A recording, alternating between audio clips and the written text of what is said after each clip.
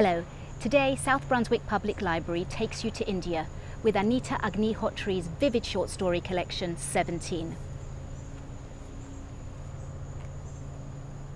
Remembering. The dust swirled, as though it were alive, the collective life of dust particles. They were strewn on the road, covering the fallen leaves. Suddenly the truck arrived. The earth trembled. The dust particles whirled.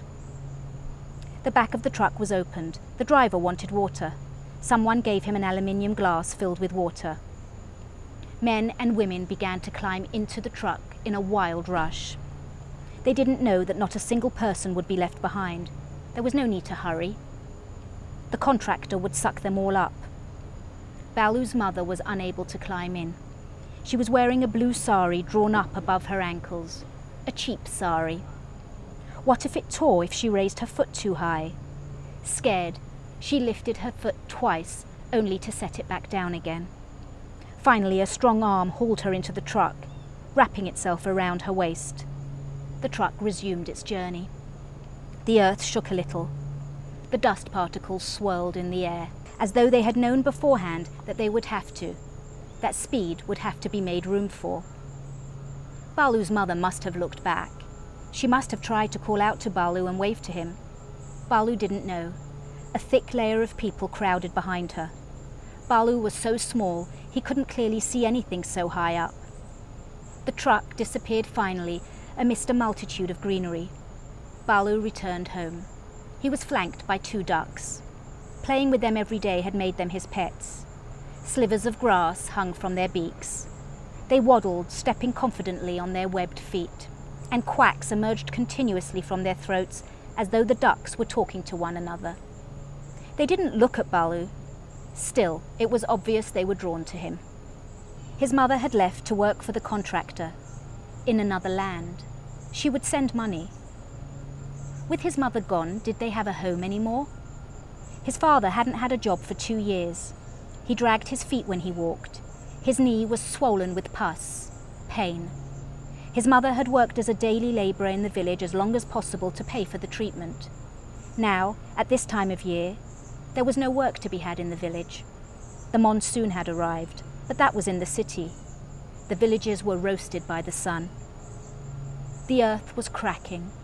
They hadn't even started planting the rice in some areas. The farmers who had planted their seeds in a hurry after a couple of spells of rain were now waiting endlessly. An elderly aunt used to live with them. After starving every day, she had left for another village in annoyance. Home now meant Balu and his father. It had been decided that they would stay here. They would get 1 meal a day from Berjan Sahukar as payment for wages due to Balu's mother. They would have to arrange for the other meal themselves. This was the most sensible option. The ducks were suffering too. With every passing day, the grass was dying under the sun. When the water fell in the pond for the first time, tiny oysters and snails had appeared. The ducks ate their fill for the first few days, but how could they compete with humans? The ducks retreated, quacking, as feet pounded the mud. Now even the mud was gone. The pond had dried completely, resembling the hard bottom of a well-scrubbed bowl. Balu was prepared to do anything for food. He stole fruit and vegetables. Sometimes he was paid in loose change for doing the dishes or fetching the water for other families. Water was very scarce. The water level had dropped in the well. Most of the hand pumps were broken. Balu fetched water for those families whose women could not go too far for it. He broke the queue there too, replaced others' pots and pans with his own buckets. He fetched water for the Brahmins from the Harijans' neighbourhood. Balu was vastly amused by this. The ducks took turns to squat wherever they found the earth a little moist or a little puddle. Maybe they loved a soft, wet touch on their bellies. As for actually swimming in water, they'd forgotten all that long ago. No one knew how long, but after days of eating, half starving and fully starving, Balu's father suddenly died one night. Then there was a great uproar. Their house was photographed. Balu too. People with cameras began to visit in jeeps. One group claimed his father had had a knee problem. Another insisted he had starved. Nobody asked Balu anything, but he got some new clothes, lozenges, powdered food. His father was cremated. Balu's head was shaved by a barber. There was a feast too, with everyone cooking. "Come to me, Balu," said Birjan Sahukar, drawing him close. Balu started to work, first for meals, then for money. By then he had grown stronger on stolen food, grown taller. The images were blurred, their order changed. He felt confused. The ducks were stolen one night. There were so many starving people everywhere, it was bound to happen. Balu hadn't heard their clamour, else he might have rushed out. Gradually he recollected that he had had no news from his mother since then, nor any money. The swirling dust. It reminded him of many things. Balu was young then. He used to stare at the dust, the day his mother had left. The whirling dust particles made him think they had a life of their own. Balu had grown a lot now. He wore jeans, a red t-shirt, a metal hoop around his wrist. Some people were even afraid of him.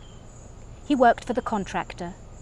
As soon as the truck came to a halt at the head of the Mathani village during the drought, the men and women all stampeded in case the truck left without them. It wouldn't. Of course it wouldn't. The contractor would sweep them all up. There weren't enough people in the foreign land. Wages were higher. The truck was about to leave. The engine was roaring. The dust was swirling.